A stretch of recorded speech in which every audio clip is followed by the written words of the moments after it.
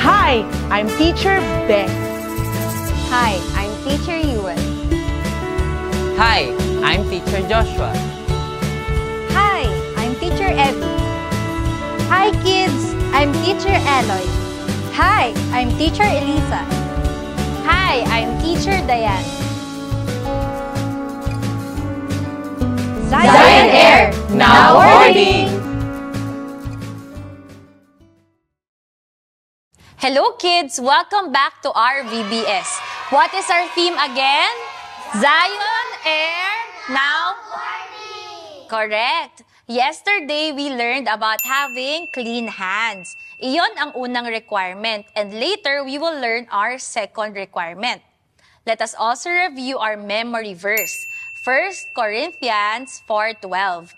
We work hard with our own hands. When we are cursed, we bless. When we are persecuted, we endure it. Keep practicing lang, kids. And now, let us open in prayer. Let's put our hands together, close our eyes, bow to God in prayer. Lord, we thank you for another day. We thank you for your new grace and new mercy. Lord, tulungan mo nga kami as we listen, as we join the VBS, Lord God. Open our hearts, our minds to understand your word. In Jesus' name we pray. Amen. And now, we will learn a new song. It's time to sing and dance.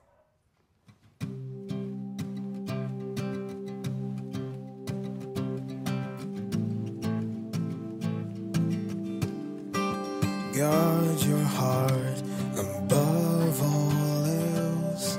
Let goodness flow and kindness dwell. What's inside you is a well. So guard your heart above all else.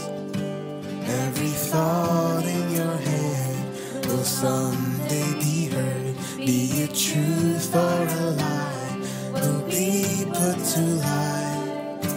Always be careful to keep your heart clean and pure. Guard your heart above all else.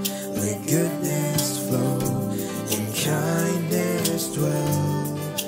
What's inside you is a well. So guard your heart above all else. Every anger and fear, let it all disappear. Filled with peace and thanksgiving, joy deep within. Give it to God, surrender every part. Guard your heart above all else. Let goodness flow and kindness dwell. What's inside you is a well. So guard your heart above all else. Guard your heart above all else. Let goodness flow and kindness dwell. What's inside you is a well. So guard your heart above all else.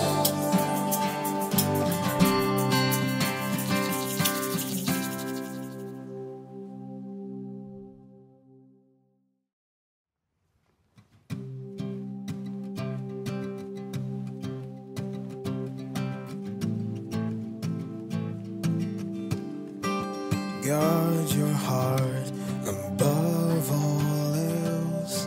Let goodness flow and kindness dwell. What's inside you is a well.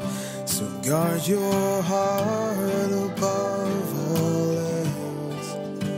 Every thought in your head will someday be heard. Be it truth or a lie, will be put to light. Always be careful to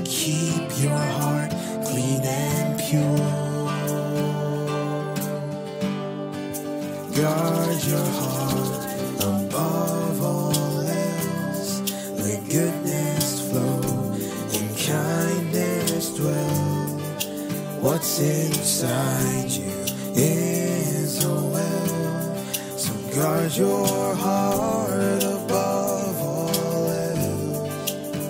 Every anger and fear, let it all disappear, filled with peace and thanksgiving, joy deep within. Give it to God, surrender every part.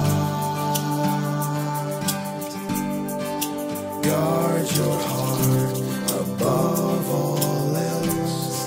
Let goodness flow and kindness dwell. What's inside you is a well, so guard your heart above all else. Guard your heart above all else.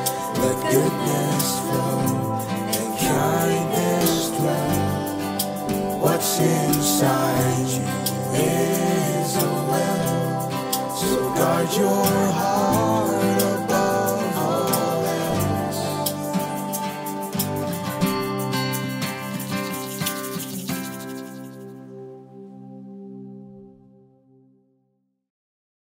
It's story time.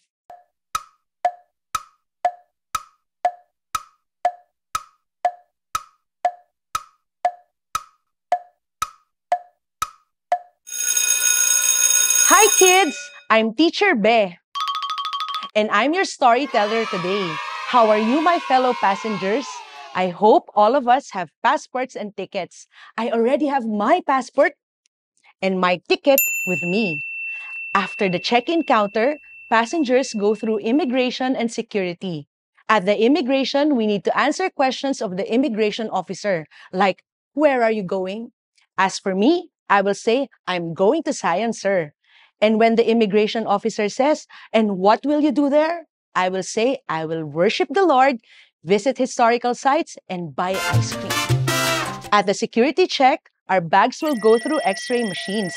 Dadaan yung mga bag natin sa mga machine na makikita ng officers ang loob kahit na naka-close ang bags. For example, this is my hand carry bag. With hand carry bags, we cannot have too much water. So my water tumbler, which is inside my hand carry bag, which is maraming tubig, needs to be drank. Can you pretend to drink with me? Glug, glug, glug, glug, glug, glug, glug. Glug, glug, glug, glug, glug. Ayan. Kaya dapat tanggalin natin ang mga bagay sa bags natin na hindi pwedeng ipasok sa airplane. Dapat alam natin kung ano ang pwede at hindi pwedeng dalhin. Now, let's proceed to our story.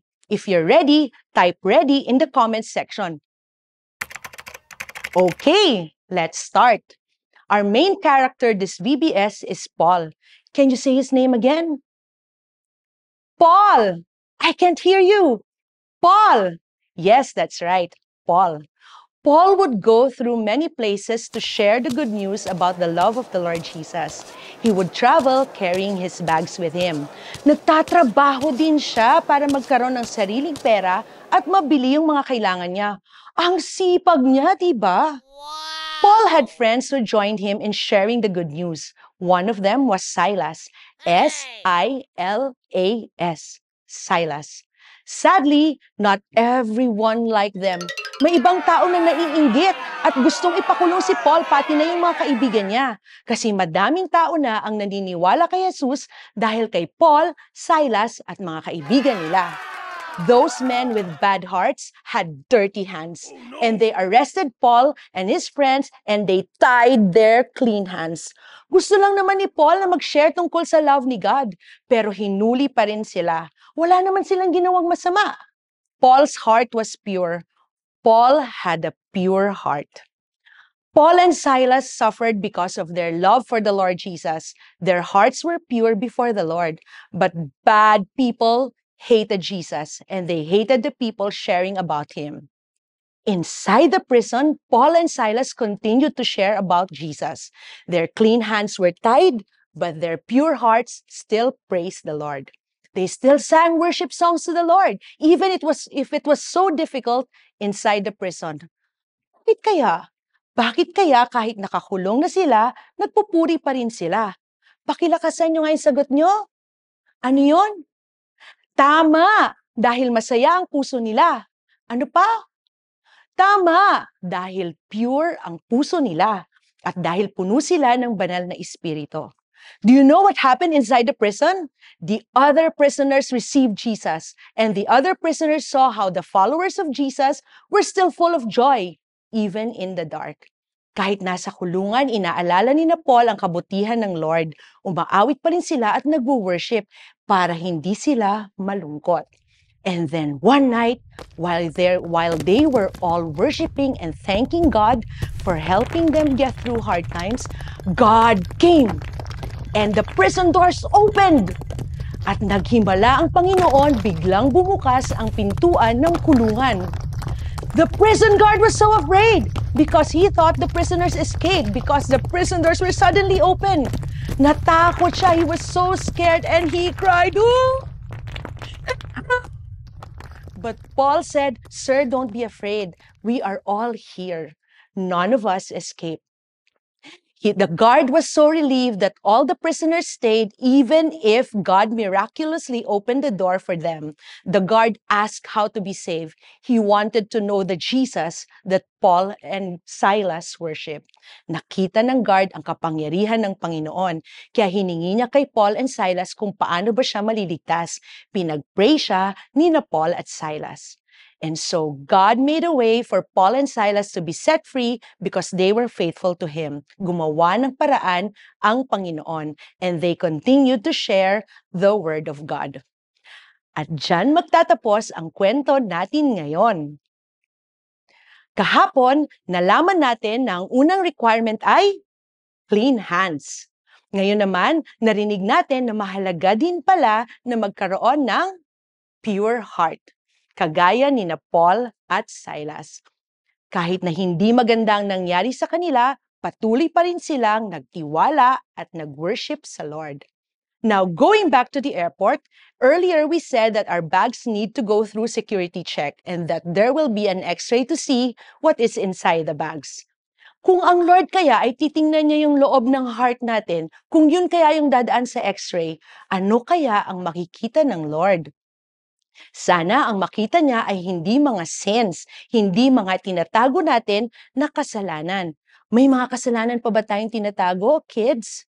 Remember, it is dangerous to hide sins. What we should do is to remove it, like praying for it and deciding in our hearts to stay away from those sins. So passengers, remember that we need to have clean hands, pure heart, so we can reach Zion. And now, let us pray. Can you pray with me? Can you pray after me? Lord, thank you for today. We pray, Lord, to be forgiven if we had impure hearts. Lord, we pray for you to give us clean hands and pure hearts. In Jesus' name, and everyone will say, Amen. Amen. Can we give a clap offering to the Lord? Can we say thank you, Lord, while clapping? Thank you, Lord. Yun. Now let us proceed to our memory verse. Proverbs 4:23. Guard your heart above all else, for it determines the course of your life. Proverbs 4:23. Guard your heart above all else, for it determines the course of your life. That's all for now. Thank you, kids. Bye from me and my backpack. Hey kids, it's scrap time.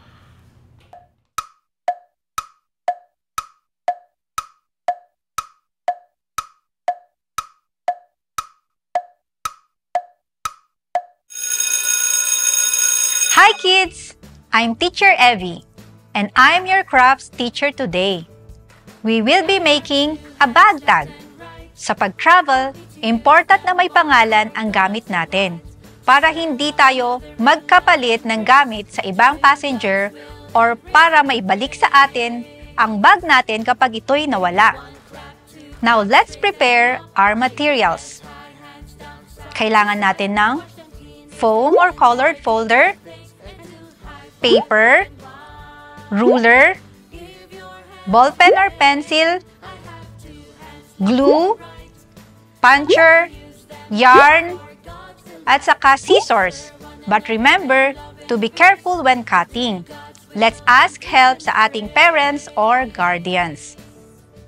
Tara, let's start our crafts. Using a pencil or a pen and a ruler, magsukat tayo ng dalawang rectangle na size 3 inches by 5 inches sa foam or colored folder.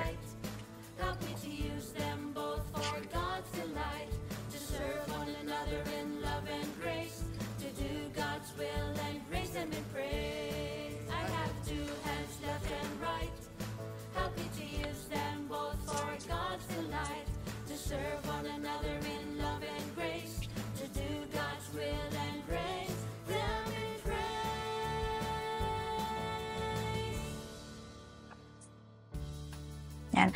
Dalawang rectangles ang kailangan nating gupitin. So, let's cut this one.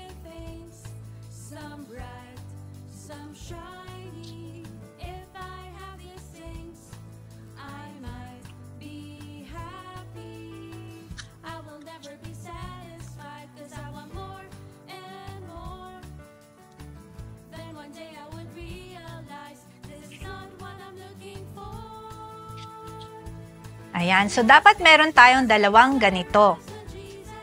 Pagkatapos, kukunin natin yung acetate or yung plastic cover. And mag-measure din tayo ng 3 inches by 5 inches. Kagaya nito. Gupitin natin ang dalawang rectangles na ginawa natin. Sa isang rectangle, mag-measure tayo ng 1/2 inch sa 4 na sides. Gupitin natin ang loob para magkaroon ng space sa gitna.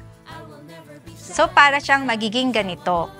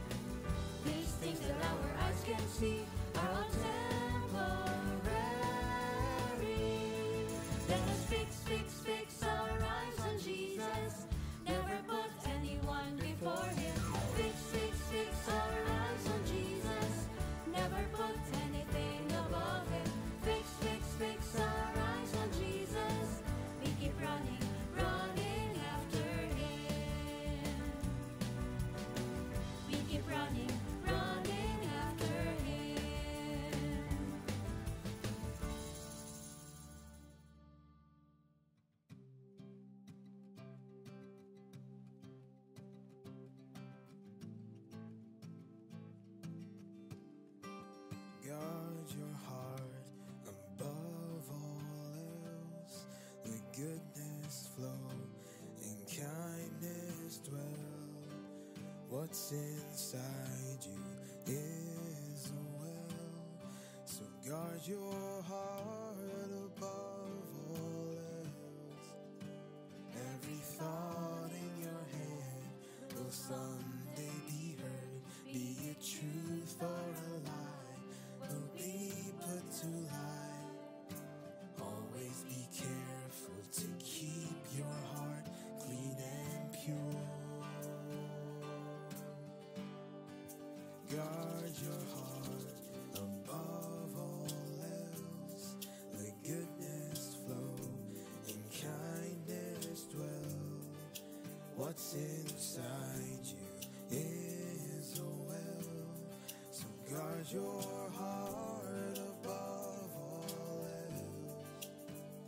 Every anger and fear, let it all Parang ganito ang magiging itsura niya. peace and thanksgiving. Tapos susunod, kumuha tayo ng paper, magsukat tayo ng 2 inches by 5 inches. ito ang susulatan natin mamaya ng personal details.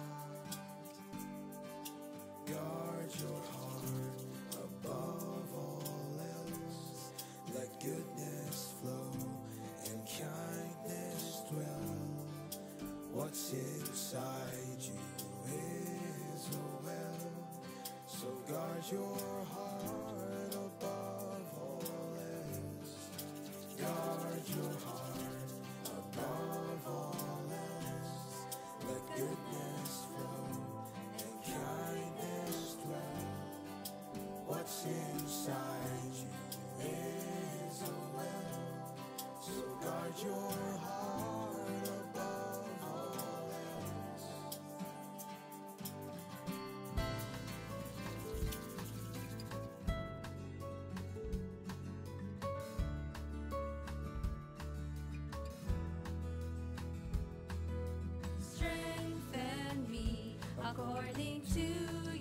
Kumuha ng acetate or plastic cover at mag-measure ng 3 inches by 5 inches.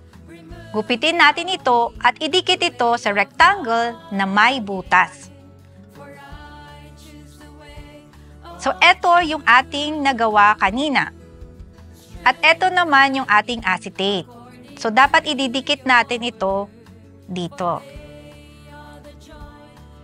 Kumuha ng glue at lagyan ng glue ang all sides nito.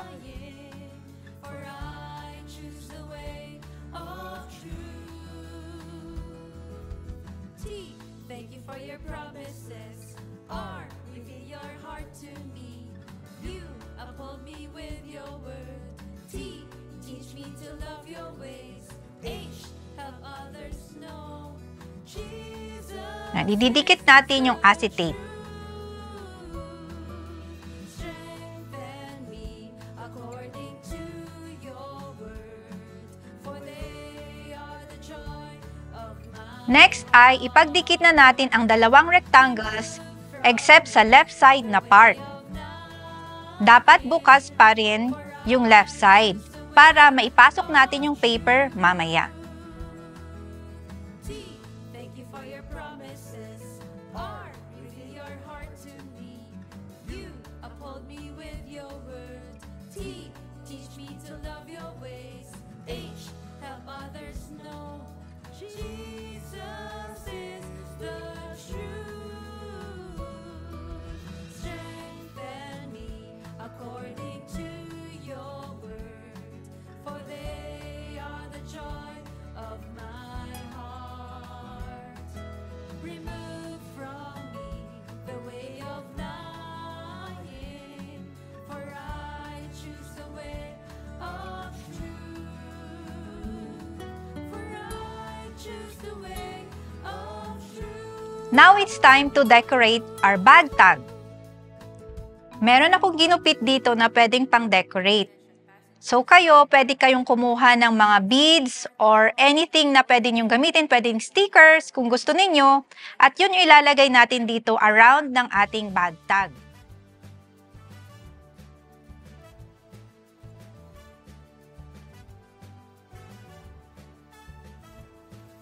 Come on, everybody, get ready to fly. Calling everybody, it's time to soar. With Jesus our Lord, let's fly high. Let's walk in the truth, and we won't go wrong. Let the words we speak be kind and be true. Just stay close to Jesus. In Zion we shall be. Come on, everybody, get ready to fly. Calling everybody, it's time to soar. With Jesus our Lord, let's fly high. With hands that are clean and hearts Ayan, may decorations ng ating bag tag. what is true. Now, using a puncher or pwede din na scissors, magputulong na lang tayo sa parents or guardian. At ating bubutasan ang left side ng ating bag tag. Hello, this is your captain speaking. On behalf of Zion Air, welcome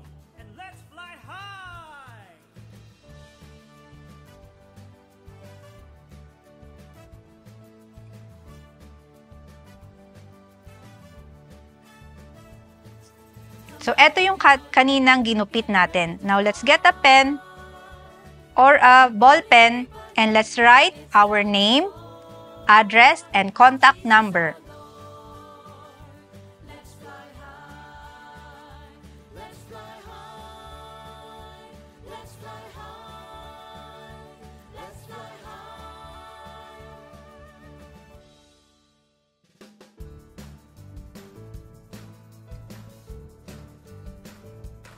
I have two hands, left and right. Help me to use them both for God's delight. To serve one another in love and grace. To do God's will and raise Him in praise. Give me one clap, two claps, raise them up. Shake your hands high, hands down, side to side. Wash them clean, raise them in, never do bad things. Ayan. So, meron na tayong name, address, and contact number. Pwede na natin tong ilusot sa ating bag tag. So, let's do it carefully. Ayan, pag naipasok na natin, kukunin na natin yung yarn at ilulusot natin dito sa ating na-punch na hole kanina. So, magiging ganito na siya.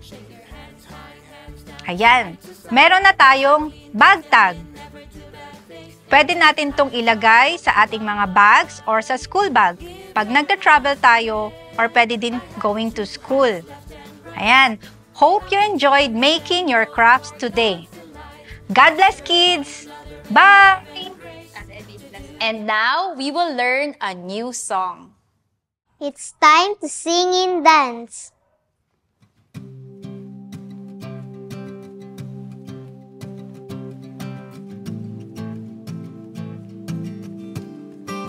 Guard your heart above all else. Let goodness flow and kindness dwell. What's inside you is a well. So guard your heart above all else. Every thought in your head will someday be heard. Be it truth or a lie, will be put to light. Always be careful to keep your heart clean and pure. Guard your heart above all else. Let goodness flow and kindness dwell. What's inside you is a well. So guard your heart above all else. Every anger and fear, let it all disappear. Filled with peace and thanksgiving, joy deep within. Give it to God, surrender every part. Guard your heart above all else. Let goodness flow and kindness dwell. What's inside you is a well. So guard your heart above all else. Guard your heart above all else. Let goodness flow and kindness dwell. What's inside you is a well. So guard your heart above all else.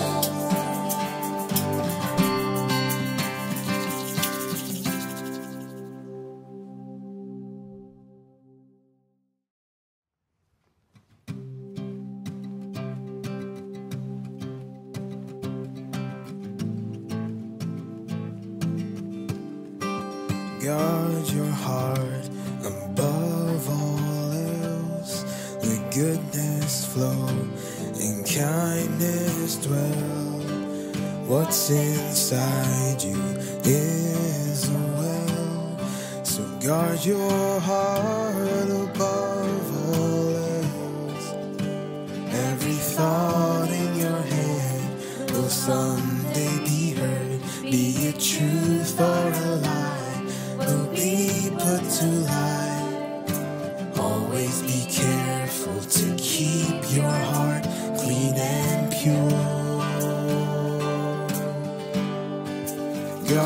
your heart above all else. Let goodness flow and kindness dwell. What's inside you is a well, so guard your heart above all else. Every anger and fear, let it all disappear, filled with peace and thanksgiving, joy deep within. Give it to God, surrender every part. Guard your heart above all else. Let goodness flow and kindness dwell. What's inside you is a well, so guard your heart above all else. Guard your heart above all else. Let goodness flow and kindness dwell. What's inside you is a well, so guard your heart above all else.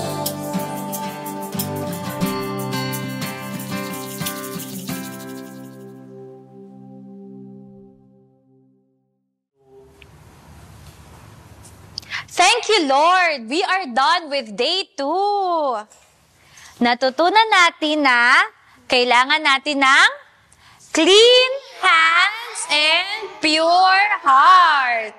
Remember, kids, let us guard our heart. Si Paul at si Silas, hindi sila nagalit o gumanti, nakakapag-worship sila sa Lord kahit na nasa kulungan. Let us also review our memory verse, Proverbs 4:23. Guard your heart above all else, for it determines the course of your life. Very good. And now let us close in prayer. Let's put our hands together, close our eyes, bow to God in prayer. Thank you, Lord, for day 2 ng aming VBS. Thank you, Lord, din sa mga teachers na nagtuturo sa amin. At Lord, we pray, help us to have pure heart, Panginoon, na hindi kami, Lord God, magtatanim ng galit sa heart namin. Help us, Lord God, to worship you, Lord God, every day.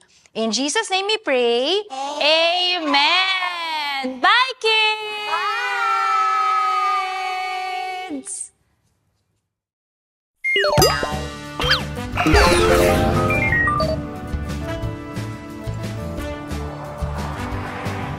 Hi, I'm Teacher Beth. Hi, I'm Teacher Yuan. Hi, I'm Teacher Joshua.